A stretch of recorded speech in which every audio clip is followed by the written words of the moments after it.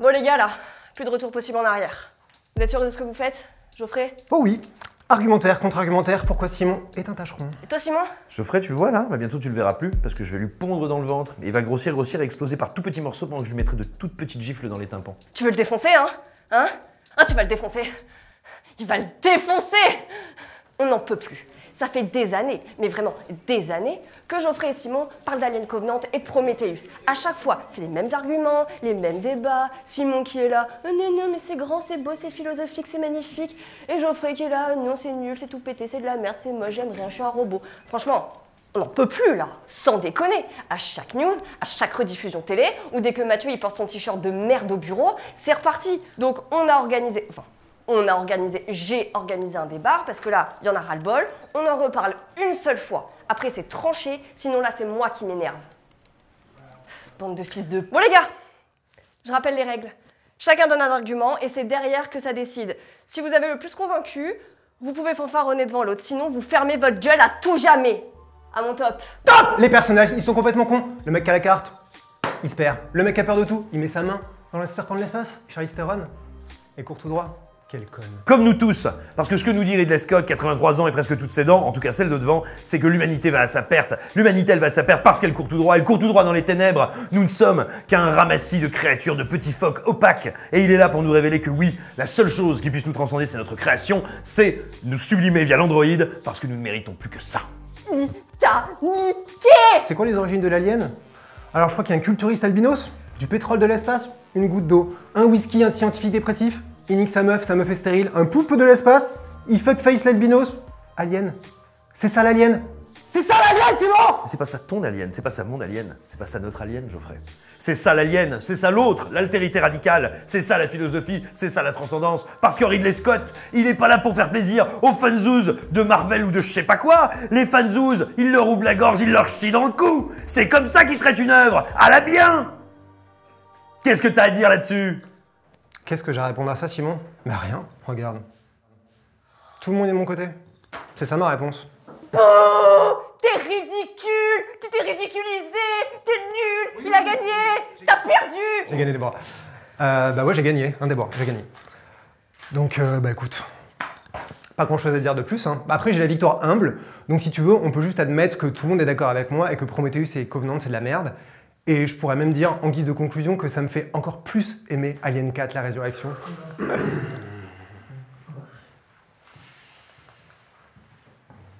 Mais écoute, c'était une blague. Ça va, moi aussi je peux faire de l'humour de merde, y a pas que toi. C'était une blague. C'était une blague, Alien 4. C'était une blague.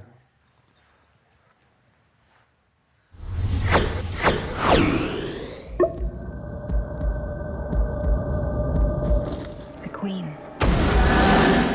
She'll breed. You'll die. Pourquoi faire une vidéo sur Alien et parler d'Alien la résurrection directe? Parce que j'ai l'impression qu'il est vraiment à part. À peu près tout le monde aime et vénère Alien le 8e passager et Alien le retour, même si on peut se disputer pour savoir lequel des deux est le plus génial, et en vrai les deux sont géniaux. On sait tous qu'Alien 3 est un cas spécial puisqu'il est le fruit d'une production infernale et qu'on ne peut que rêver de ce qu'il devait être en voyant la version longue, rafistolée par les producteurs et sans David Fincher. Les deux Alien vs Predator, bah c'est très con, potentiellement amusant mais irrémédiablement con. Et depuis, il y a eu Prometheus et Alien Covenant, dire qu'ils divisent serait un euphémisme. Dans l'équipe écran large, on est à deux doigts de former deux équipes comme dans Koh-Lanta et moi je suis dans la team qui pense que c'est de la merde.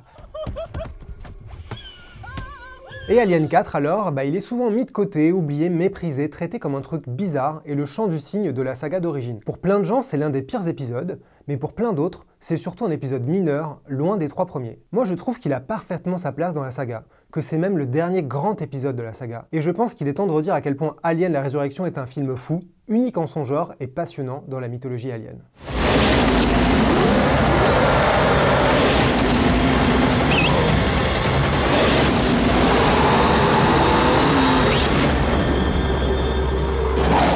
Pour savoir d'où est sorti ce Alien 4, il faut revenir à où en était la saga à ce moment-là. Parce qu'elle n'était pas au top de sa forme et c'était même pas loin d'être la fin des haricots de l'espace. Alien 3, je suis très fier de cette blague, Alien 3 est sorti en 92 après au moins 5 ans de développement chaotique où le désastre a finalement été évité de peu.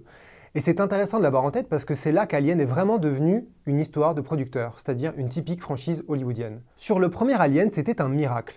Un petit film avec une équipe exceptionnelle qui est née d'un alignement incroyable des étoiles. Il y a eu le succès de Star Wars qui a donné envie au studio Fox de se mettre à la SF, le projet maudit Dune par Jodorowsky qui a permis au scénariste d'Alien Dan O'Bannon de rencontrer Giger qui sera central dans la création du xénomorphe, le choix de Ridley Scott après pas mal de réflexions et doutes, et le désir dès l'écriture du scénario de ne pas avoir des personnages genrés qui a mené à faire de Ripley ce personnage féminin si important, bref c'était parfait. Ça a été un peu la même chose sur Alien le Retour. Repéré grâce à Terminator, James Cameron était scénariste et réalisateur, épaulé par sa fidèle productrice Gaylan Hurd. La production a été très compliquée aussi, mais James Cameron et sa productrice ont tenu le cap jusqu'au bout. Le studio a même validé une version de 2h17 alors que normalement il voulait moins de 2 heures. Là encore, une situation assez parfaite au final. Tout a changé, bien sûr, sur Alien 3. Personne ne savait où aller, mais peu importe, il fallait une suite. Le projet est donc passé entre pas mal de mains avec plusieurs scénarios très différents et ça a traîné jusqu'à ce que Vincent Ward soit engagé pour écrire et réaliser. Comme Ridley Scott, il sortait un peu de nulle part, avait une vision bien à lui, mais cette fois, le studio a dit non après plusieurs mois de préparation. Ridley Scott et James Cameron s'étaient appropriés Alien, mais là, la Fox voulait contrôler la bête. Alien 3 est donc né dans la douleur du business hollywoodien. Le scénario a été fabriqué à partir des morceaux des versions abandonnées, et le budget avait déjà grimpé à cause de ce développement compliqué. Le studio a engagé David Fincher qui à l'époque réalisait des clips, sûrement dans l'espoir qu'il obéisse sagement. Sauf que non. Le tournage a été une bataille de tous les instants, désormais bien connue, et Fincher a fini par renier le film, profondément charcuté par les producteurs. Alien 3 avait alors le plus gros budget de la saga avec environ 50 millions de dollars. Et pourtant c'est l'épisode qui a le moins rapporté au box-office dans les 160 millions. Soit le contraire de ce qu'un studio attend à ce stade-là d'une franchise. C'est pour ça qu'Alien 4 ressemble à un petit miracle. Parce qu'il a pu se faire et a ressemblé à une promenade de santé inespérée après tout ce bordel.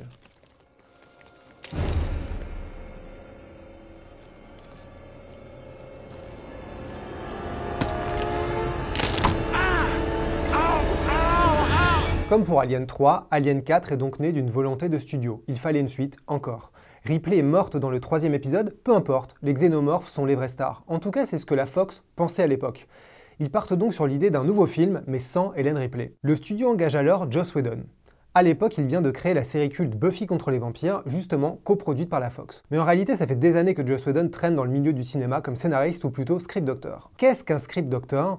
C'est la personne qu'on appelle pour venir réparer un scénario discrètement, souvent sans être crédité et dans l'urgence. Un travail de l'ombre qui peut aller de quelques répliques ajoutées par-ci par-là à une nouvelle fin pour sauver le navire. Whedon a ainsi filé un coup de main sur les scénarios de succès comme Speed, Waterworld, succès non, Twister, X-Men ou encore Mort ou Vif. Il est aussi l'un des nombreux scénaristes du premier film Toy Story, là encore engagé en cours de route. Quand la Fox demande à Joss Whedon d'écrire Alien 4, c'est donc un pur projet de commande. Le studio sait ce que le film doit être, et ça doit être l'histoire d'une clone de Newt, la petite fille d'Alien le Retour. Mais peu importe, Joss Whedon est ravi car il adore Alien, et d'ailleurs il n'a pas digéré Alien 3 comme plein de monde, notamment James Cameron d'ailleurs. Il écrit donc un traitement, c'est-à-dire un embryon de scénario, et la Fox lui dit que c'est super, sauf qu'ils ont changé d'avis. Finalement, Ripley doit être dans le film, doit être le centre du film.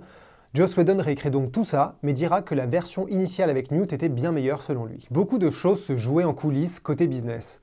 Sigourney Weaver n'avait pas prévu de revenir, elle aimait que Ripley meure dans Alien 3 et avait peur que ça devienne vite ridicule de voir Ripley affronter sans cesse des aliens dans chaque nouveau film. Elle disait elle-même qu'à l'époque que l'idée d'un Alien 4 semblait ridicule. Mais le scénario de Joss Whedon, avec cette Ripley totalement différente, et un très gros salaire de 11 millions de dollars avec un crédit de coproductrice l'ont finalement convaincue. Même si l'actrice a dit depuis qu'elle trouvait ça un peu dommage qu'on mette autant l'accent sur l'argent comme si elle avait dit oui uniquement pour la thune. Le scénario de Joss Whedon, désormais centré sur Ripley, est donc prêt, du moins en théorie, car il va sans surprise y avoir beaucoup de changements. Déjà, il y a la question du budget, toujours très importante parce que le studio veut évidemment limiter les dépenses pour maximiser les bénéfices. Surtout avec le salaire de Sigourney Weaver, 11 millions sur un budget d'environ 70 millions. Donc il y aura beaucoup de réécriture pour revoir les ambitions à la baisse. Ensuite, il y a bien évidemment le choix du réalisateur. Car évidemment, il voudra se réapproprier le scénario. Danny Boyle, qui sort du carton Trainspotting, est le premier choix sérieux.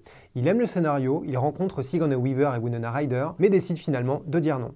Il expliquera par la suite avoir été effrayé par l'importance des effets visuels à une époque où les CGI commençaient à devenir majeurs, sans parler du fait qu'il craignait n'avoir aucune liberté face au studio. Peter Jackson et Bryan Singer sont évoqués, mais c'est finalement le français Jean-Pierre Jeunet qui est choisi. Repéré avec Delicatessen et La Cité des Enfants Perdus, co-réalisé avec Marc Caro, Jeunet avait déjà attiré l'attention des studios et il est appelé par la Fox. À l'époque, il travaille déjà sur Amélie Poulain avec le scénariste Guillaume Laurent, mais il s'envole à Hollywood pour saisir cette opportunité incroyable. D'ailleurs, Guillaume Laurent l'a suivi aux États-Unis, il raconte avoir participé à l'écriture d'Alien 4, avoir vendu une petite idée à la demande de Jeunet, et non, je ne sais pas quelle est cette idée, et malheureusement, je ne peux pas vous répondre. Au final, il est resté 3 mois pour vivre avec le réalisateur et travailler sur Amélie Poulain avec lui en parallèle pendant qu'Alien se préparait. En tout cas, le scénario d'Alien 4 évolue pas mal. Le réalisateur français a expliqué que le scénario qu'il a eu à la base entre les mains était un peu bourrin et débile, avec des combats toutes les 2 pages et une fin ridicule où, je cite, « les aliens volaient au-dessus des falaises comme des dragons ». What the fuck. Il rajoute donc plein d'idées à lui à droite à gauche, comme le verrouillage des portes qui passe par l'haleine des gens,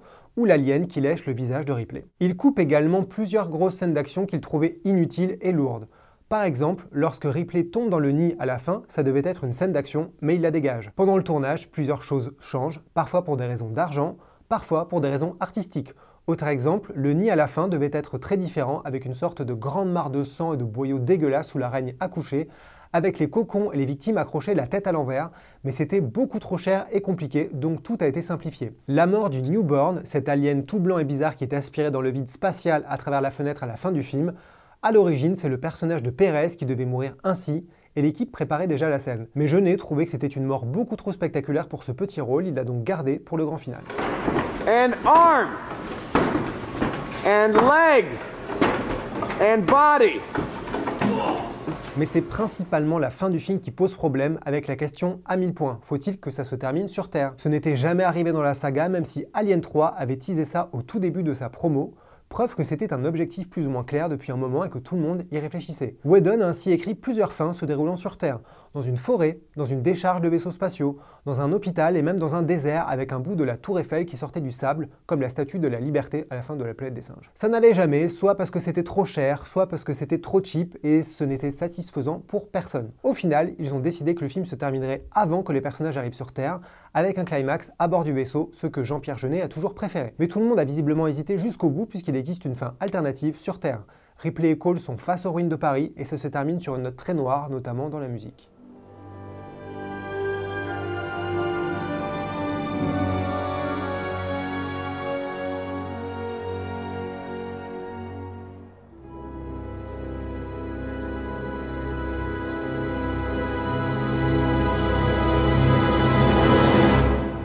Joss Whedon est resté légèrement amer vis-à-vis du film et a souvent raconté à quel point son scénario avait été dénaturé. Par exemple, il affirme que l'alien blanchâtre et fripé de la fin, ça ne vient pas du tout de lui, parce que sa version était très différente, plus comme une variation de la reine alien. Il a aussi critiqué le choix de certains acteurs. Ren et J.D. Mann devaient révéler leur véritable visage pendant le film, ça devait être des surprises. Mais en castant J.E. Freeman et Brad Dourif, ça a enlevé toute surprise pour Joss Whedon. Ça rappelle un peu Stephen King, qui a critiqué le choix de Jack Nicholson dans Shining, qui, de base, avait l'air complètement fou. Joss Whedon estime que le problème au final n'est pas qu'on ait changé son scénario, ses personnages, etc., mais que tous les choix étaient les mauvais. Les acteurs, l'interprétation, la direction artistique, bref, Joss Whedon et Jean-Pierre Jeunet n'ont pas le même univers, au cas où quelqu'un avait déjà confondu Firefly et Un long dimanche de fiançailles. Nous sommes en 1997 dans les studios de la Fox à Los Angeles. Jean-Pierre Jeunet met la dernière main à son Alien Résurrection, le 4e épisode de la saga Alien. Dans tous les cas, Jean-Pierre Jeunet garde un super souvenir d'Alien la Résurrection.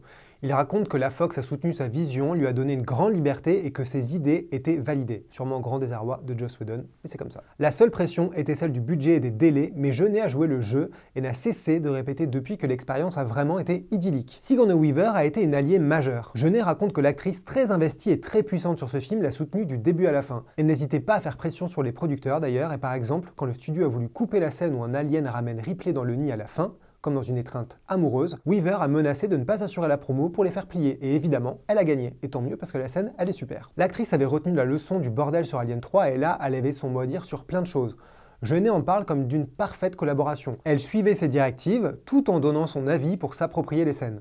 Par exemple, elle a demandé à changer de costume au dernier moment, quitte à foutre le bordel sur le planning de tournage, et elle a fait changer la fin dans le nid, puisqu'à l'origine, elle devait être dans un cocon immobile, attaché. Et elle trouvait ça vraiment dommage pour Ripley. Jeunet s'est adapté et a vite compris qu'elle avait raison. Avec tant de liberté et confiance placée en lui, Le réalisateur s'en est donné à cœur joie et il a ramené une partie de sa famille. Il caste ainsi Dominique Pinon, son acteur fétiche depuis le court-métrage Foutaise, également présent dans Délicatessen et La Cité des Enfants Perdus. Mais le plus drôle, c'est que ce n'est même pas son idée. Le studio et Sigourney Weaver voulaient vraiment absolument Dominique Pinon, qui était le premier à ne pas y croire. Jeunet ramène aussi Ron Perlman, qu'il avait dirigé dans La Cité des Enfants Perdus, et pour le coup le studio avait plus de doutes mais a fini par accepter et être convaincu. Pour les seconds rôles, il se fait là encore plaisir. Il rêvait de travailler avec Brad Dourif et en tant que fan des frères Coen, il caste J. Freeman et Dan Hedaya. D'ailleurs, pour le rôle du grand méchant, Ren, il raconte que le studio ne voulait pas dépenser trop et donc ne voulait pas un nom trop connu. Jeunet a alors proposé de changer le rôle pour en faire une femme, mais c'est là que c'est drôle, le département marketing de la Fox a aussitôt dit non. Hors de question de faire d'Alien 4 un film trop féminin,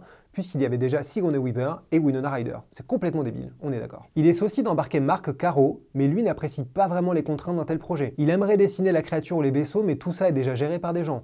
Ne reste que les costumes, où Caro propose quelques idées avant de s'en aller.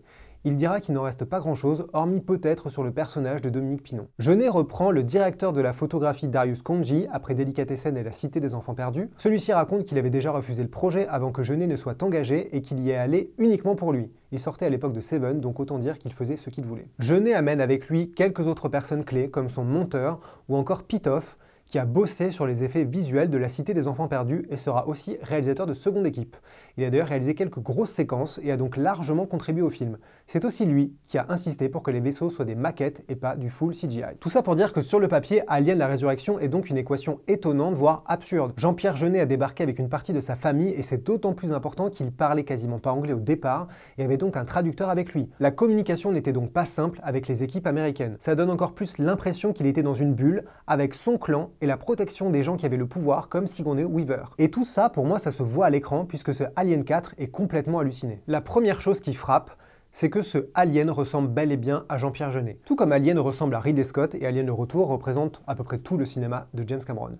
Et ce n'est pas anodin parce que là, c'est le 4e épisode d'une saga énorme avec beaucoup d'enjeux et de fric à Hollywood. C'est encore plus étonnant avec un réalisateur étranger. Il suffit de regarder Catwoman, Hitman ou Babylon AD pour constater que ce mariage finit souvent en désastre et que tout le monde repart en pleurant et ou en hurlant. I'm not Orson Welles. I'm not Steven Spielberg.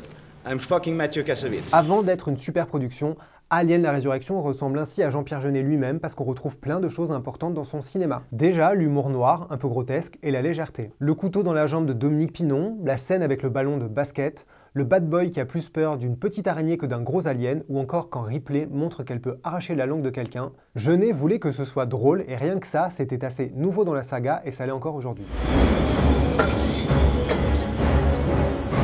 Real nice party, ain't it? C'était encore plus évident avec le générique alternatif où un mec écrase un insecte, joue avec et le crache avec une paille sur la vitre du vaisseau. D'ailleurs, pour l'anecdote, cette idée du générique faisait partie du pitch initial du réalisateur qui voulait absolument impressionner les producteurs avec une idée de scène décalée. Le studio a adoré l'idée, mais ce générique alternatif a finalement été abandonné en cours de route car trop coûteux, mais Jean-Pierre Jeunet était finalement content parce qu'il trouvait ça trop décalé comme début de film pour Alien. Il y a aussi ces gueules de cinéma.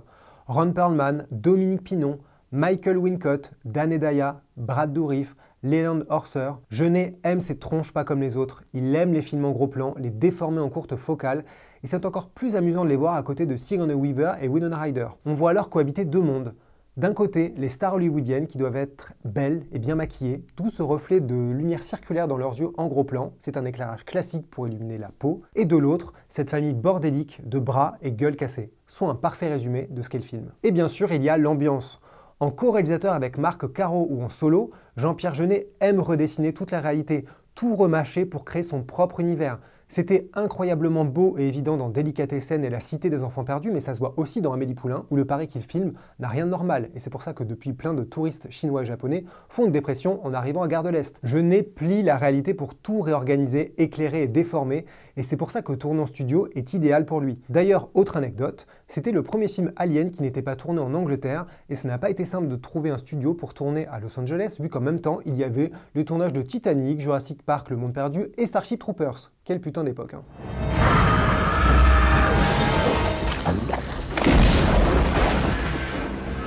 La beauté de ce 4e épisode, c'est donc qu'on est vraiment dans un cas à part. Ce n'est pas juste une suite avec un technicien qui vient faire le job sans imprimer son identité. On est dans cette logique excitante d'inviter un réalisateur et de le laisser s'amuser avec l'univers. Un peu comme au début de Mission Impossible à l'époque de Brian De Palma et John Woo. Jeunet a donc créé sa version de la SF qui n'a rien à voir avec les précédents Aliens. Ici, tout baigne dans des couleurs jaunes, de la fumée avec des éléments qui brillent, scintillent. On est loin du futur un peu sale et brut de Ridley Scott qui voulait trancher avec la SF de Star Wars ou Star Trek. Jeunet va à fond dans cet univers très léché, très bande dessinée, qui assume son côté artificiel et n'hésite pas à s'amuser avec une caméra mobile et des effets de style grandiloquents. Ça n'arrête à peu près jamais de bouger, souvent pour le simple plaisir gratuit de créer du mouvement et du spectacle, ce qui saute aux yeux avec la scène de la grenade ou ce travelling accéléré sur Dominique Pinon un peu vénère. À l'époque, tout le monde commence à tester les limites de la CGI et on voit ici que ça stimule tout le monde, à commencer par Jean-Pierre Jeunet.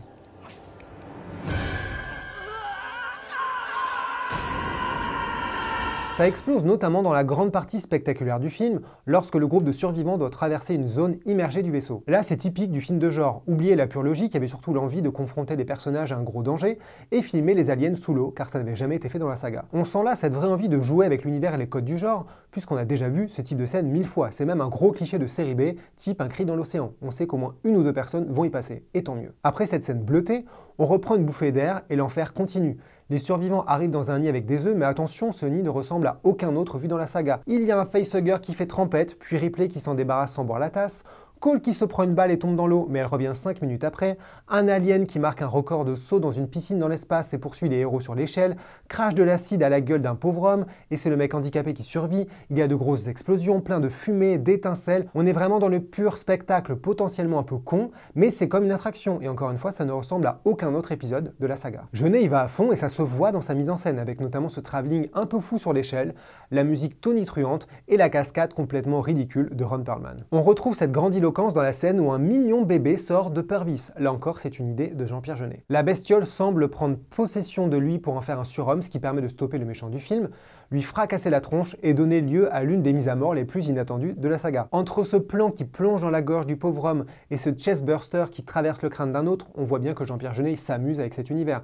Un peu comme un gamin invité chez un copain super riche qui a de super jouets, qui ne touchera qu'une seule fois dans sa vie, donc autant se faire plaisir et en profiter. Et le studio était totalement partant pour ça, pour ce côté fun et décomplexé, surtout après un Alien 3 dépressif.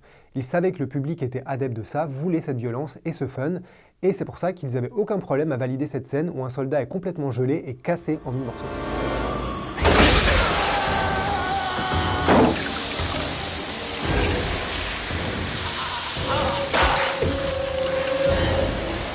Néanmoins, ce n'est pas qu'une histoire de Jean-Pierre Jeunet qui s'amuse. Alien la Résurrection est souvent considéré comme un épisode qui va trop loin avec cette Ripley clonée, et c'est possible que ce soit le cas. Mais en même temps, c'est certainement, pour moi, le film qui exploite le mieux et le plus clairement l'étrangeté sexuelle du xénomorphe. L'artiste suisse Giger a largement inspiré puis imaginé le xénomorphe, tout le monde le sait. Hans Rudi Giger, cet homme paisible qui a plein d'idées comme ça dans la tête, de monstres, etc. Et la créature est à l'image de son travail, étrange, perturbante, sexuelle, ambiguë, jouant sur la frontière entre le beau et le monstrueux, le masculin et le féminin, ce qui peut exciter et dégoûter. L'alien porte ça en lui et c'est évident dès le premier film avec beaucoup de lecture. Le facehugger qui viole les bouches de ses victimes, implante quelque chose qui explose et répand du sang partout, et la forme adulte a une tête et une mâchoire légèrement phalliques. Ça s'était un peu perdu dans Alien le Retour qui a raconté autre chose, notamment sur la figure de la mère. Et dans Alien 3, tout ça devient morbide et très noir, avec l'alien comme infection silencieuse, pernicieuse, ce qui n'est pas banal dans une décennie marquée par le sida. Alien 4 se recentre sur la portée sexuelle de cette créature. Déjà, Ripley n'a plus peur des aliens, elle les ressent dans sa chair,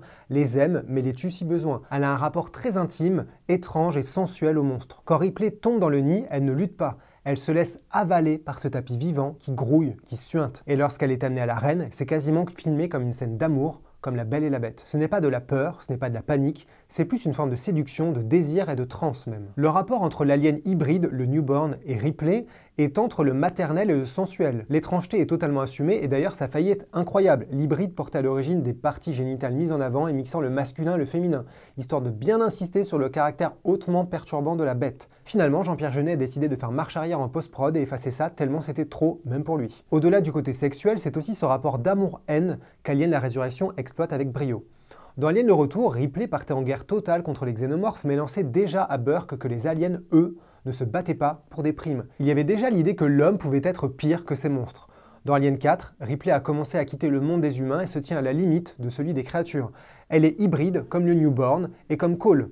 Tous sont entre l'humain et autre chose, que ce soit le xénomorphe ou le robot. Tout le film joue sur cette frontière. On nous montre que la compagnie kidnappe des gens pour qu'ils soient fécondés par des aliens comme du bétail. On nous révèle que la plus humaine du groupe est un robot.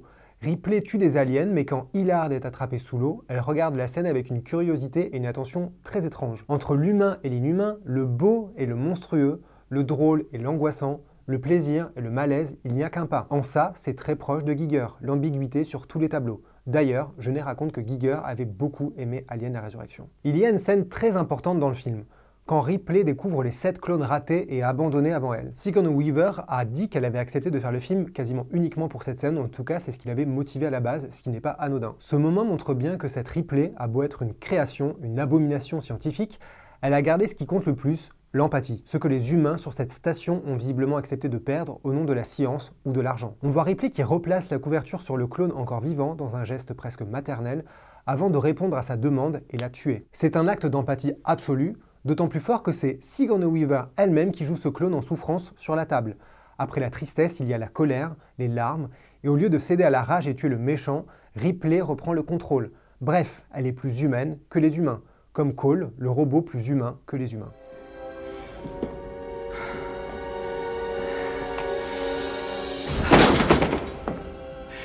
Impossible de ne pas revenir aussi sur la toute fin, lorsque Ripley sacrifie le newborn dans le vaisseau pour sauver la Terre, Cole et la situation. C'est un moment classique, le grand moment où on tue le méchant, c'est de l'héroïsme, sauf que là c'est teinté de quelque chose de beaucoup plus dur. La souffrance est des deux côtés. Ripley souffre de tuer cette sorte de bébé, qui est quasiment son bébé, et le bébé lui-même souffre, et on le voit sur ses yeux, sur ses expressions, que c'est comme si c'était lui-même une victime. Petit mot sur les aliens d'ailleurs, avec la meilleure anecdote du monde. L'équipe a réutilisé la reine alien du film de James Cameron, Alien le Retour, mais a dû aller la récupérer chez un collectionneur et fan à qui Cameron l'avait laissé. Le studio a donc dû aller le voir et lui louer la bête. Car il ne faut pas s'y tromper. Bien sûr, il y a des xénomorphes en images de synthèse dans ce Alien 4, qui n'ont pas forcément bien vieilli d'ailleurs. J'ai du mal à dire vieilli, qui n'ont pas forcément très bien vieilli d'ailleurs, mais aussi pas mal de xénomorphes avec des acteurs costumés et des animatroniques, comme en bon vieux temps. Sigourney Weaver y est pour beaucoup dans la réussite d'Alien la Résurrection.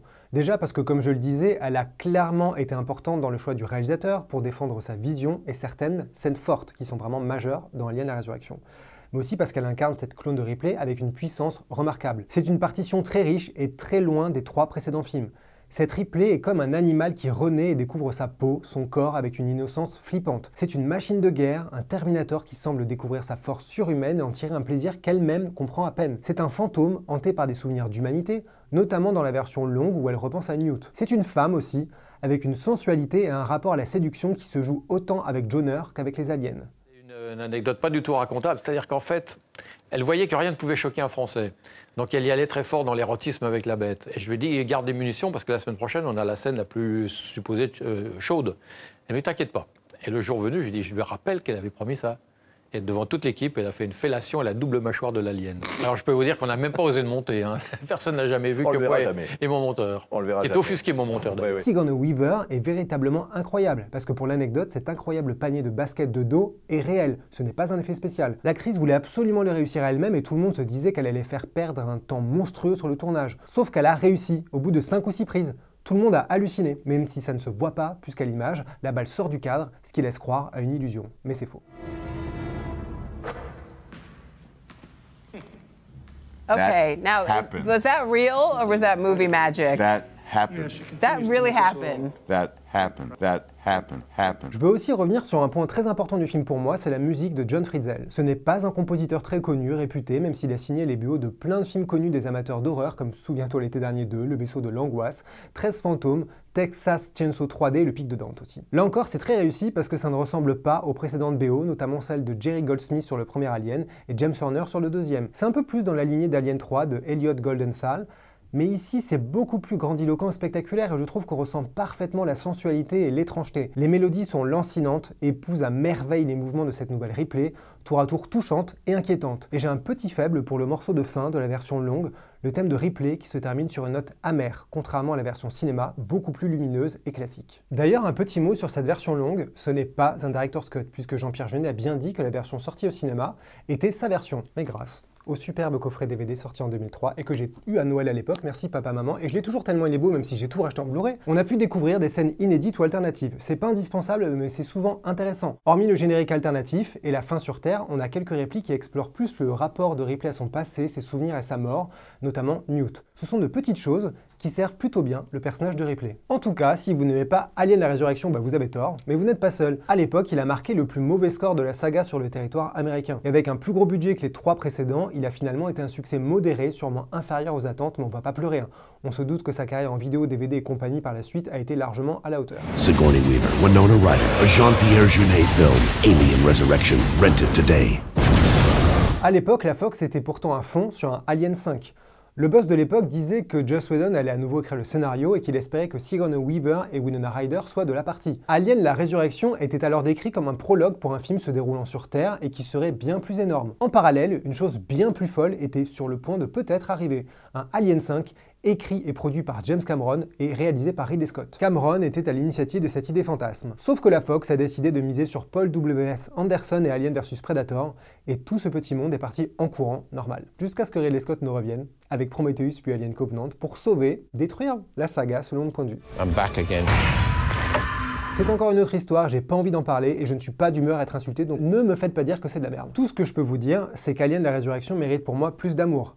Même si oui, il a plein de défauts dont je n'ai pas parlé. Le plus évident pour moi, c'est le scénario qui a une construction très simplette et beaucoup moins riche et intéressante que les 3 premiers films. On enchaîne les péripéties classiques, le groupe avance de pièce en pièce, les gens meurent les uns après les autres sans aucune surprise, et on se contrefout de pas mal de personnages secondaires. Et j'ai envie de dire, oui, comme dans Prometheus et Covenant, mais chut. Il y a même des moments complètement cons qui n'ont aucun sens, comme lorsque Michael Wincott s'aventure seul dans un couloir parce qu'il a entendu un bruit, peut-être, je sais pas, en tout cas c'est digne d'une série B de seconde zone. Il y a aussi des moments très mal fichus en termes de spatialisation, trahissant que tout ça n'est qu'un tas de couloirs et pièces séparées. Jeunet l'assume, enfin l'a subi en tout cas, il n'y avait que 2 couloirs et quelques pièces modifiées plusieurs fois pour créer l'illusion d'un vaisseau entier, et à peu près tous les décors ont été réduits pour des problèmes de budget. Régulièrement, le film rappelle qu'il est aussi, surtout parfois, un produit de studio à la base. Mais malgré ça, Alien 4 a de la valeur. Non seulement il a parfaitement sa place dans une saga si riche, audacieuse et précieuse, mais il est en plus passionnant à regarder, que ce soit comme un film Alien, qui repousse les limites de la mythologie, ou comme un exemple de super-production incroyable où un gros studio a fait ce qui devrait être normal, engager un cinéaste pour qu'il s'exprime,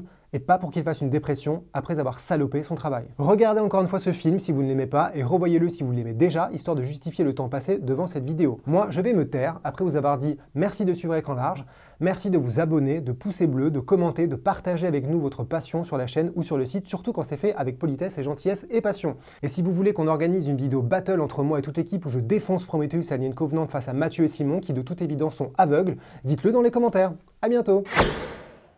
Stop!